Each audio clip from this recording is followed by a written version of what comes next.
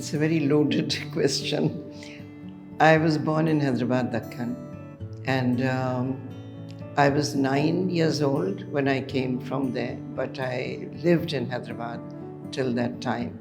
Um, I think that that is a very important period in one's life, and it really has a lot of influence in your life ahead. And the older you get, then you start looking back and realizing how it had shaped you. I think all my work and my outlook, every time I reflect, is connected back.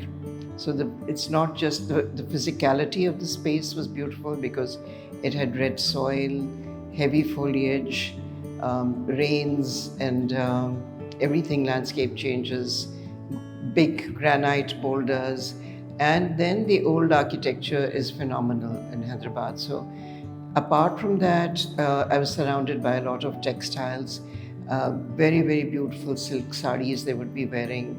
And Hyderabad itself had lovely old jewelry, lovely old textiles. And I see that all that has sort of connections in my life. It's difficult to sort of cut out nature because it's very much part of our lives. And like I just said earlier, that my early years were in this very beautiful city, which was full of nature. I grew up amongst plants and trees and the red soil. So I think there's a great urge to always veer towards wherever nature is, and I try to create in this very hostile city of Karachi also, and wherever I'm working, I try and create a feeling of an oasis or tranquility, because I think nature gives one that immediate peace and there's another living thing next to you. It's a very long story and a very old story, and I've repeated many, many times. I studied fine art, I studied painting, and got married very, very early.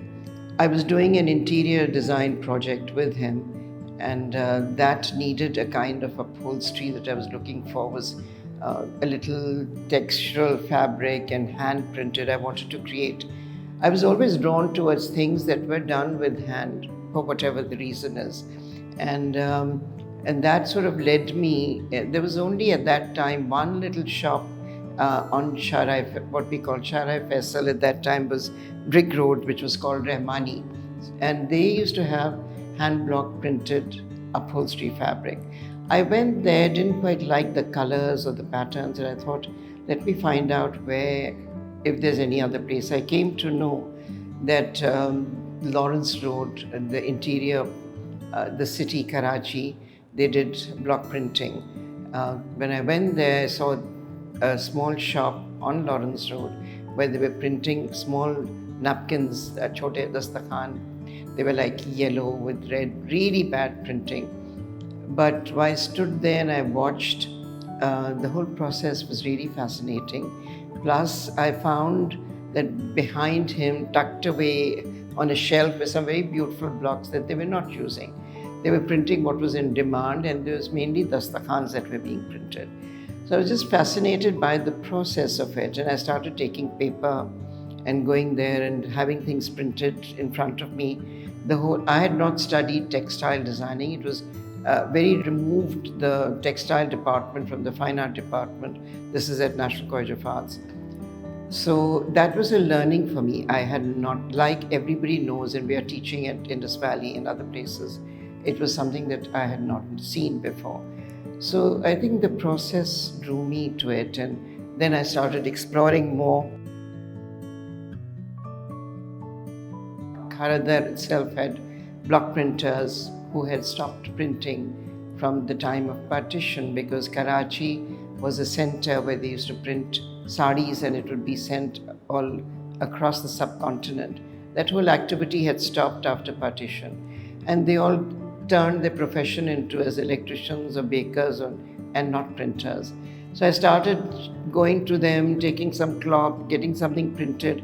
They were least interested. They had put some beautiful blocks, 4 stories up. I don't know if you visited Kharadar, they're small, narrow, this thing. And on the rooftop, under the charpai, I discovered wealth of blocks. and knowledge from the people. So everything about textile is what I learned from the craftspeople. And slowly, I mean, I'm reducing it all, but I started then. I had my children, and along with that was this thing of experimenting. I was the curator, principal curator of Pakistan Expo. Yeah, it's almost 3 years now. It it was a very challenging project because it was a very closed kind of a thing. So we were talking about nature, we couldn't get in any glimpses of, there were no trees right around us in any case. But I used my work, primarily I tried to work with the craftspeople. And all our crafts are connected with nature, and they're all rooted, grass rooted.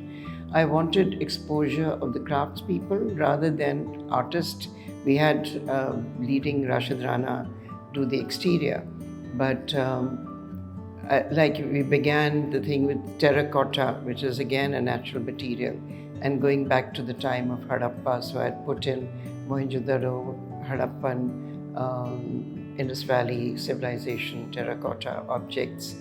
And then I had some material, textile of inside another area where I used hand-woven cloth done in the north.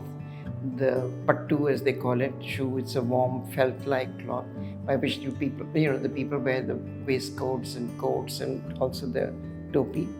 So I had long, it was a very high roof which we used. And so it was all from the goat's hair that, from the animal hair that it was hand spun yarn and woven there. So that was there. Then of course there was this amazing boat that we recreated, the Mohana boat, which was done after 50 years in Sakha during COVID time. It was all handcrafted, natural materials, and the whole boat was turned gradually, which I saw, and I was so fascinated how flat piece of wood is gradually, you put the simplest of way of putting stones and putting water, and then you start pushing it up and it starts curving like that. And so this is the principle that they used to use in the olden days. And this activity has stopped because now what you see at Ibrahim Haidari and other places, they're simple boats. So the Mohana boats have been stopped being made like that. We recreated one when it was done after 50 years. So that was another material that was natural. I think it seeps in always in some form or the other. That's another thing that I did. I'd put a big bowl of water and went through this for 6 months. Every third day we would change. I had fresh rose petals put in there. I can't tell you, like, it's nothing but water with rose petals. The amount of people who would just put in their hands and just feel the water and the fragrance of the rose petals there. I think any room, if it doesn't have some bit of greenery in it, it does look cold and no feeling in it. So nature brings in the outside into the inside, and it just gives you a feeling of tranquility and respite, and it connects you back into to realize that apart from you, there are other things that are living around. And I've lived, I'm always drawn to Sri Lanka a lot. It's my great inspirational country. And looking at Jeffrey Bawa and Anjalandran and works of the architects there, how they bring and pull in the exterior to the inside. So the interior and exterior become almost one. So that's the feeling of how can you create vistas in your interior of the exterior. And I think it's an extremely important thing to do that, to draw in the greenery that you're surrounded with. So it's not just a cafe. I've got Koel shop which has it, and there's cafe and there's the gallery. And the kind of comments I get from everyone is like we step in and we forget all our worries, and it is like walking into an oasis. And I think if I had started taking money for people to take the photographs, I would have probably earned more, because it's like a photo shoot place. Every time you step out, there are people just using the greenery, the just bit of water. Water is another, we spoke about the plant, but I think water plays a very important role. It's all about all your senses being evoked So it's not just about greenery, and when you're breathing the air outside, and even by how your sight creates fragrance. So this is all the connections that nature has. So it's all about life in its entirety. I think to infuse or to bring anything into your work, you have to study that or allow yourself to have an understanding. Get your hands dirty, start planting, breathe in what happens when you step out and spend time in the greenery. And then it automatically starts happening. When that becomes part of your life, then it comes out, it seeps out in whatever that you're doing. So it's just be open to shun away from everything that's artificial. It's ridiculous. We still find offices where they put plastic flowers.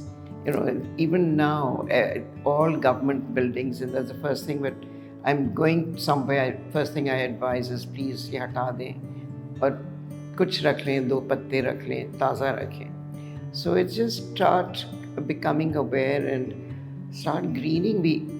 Now we've got climate crisis, and all the more reason why we should be aware. There's so much awareness through the media, and it's really time that every individual goes and plants. And in your interior also, you try and bring that in, bring some water in some form or the other.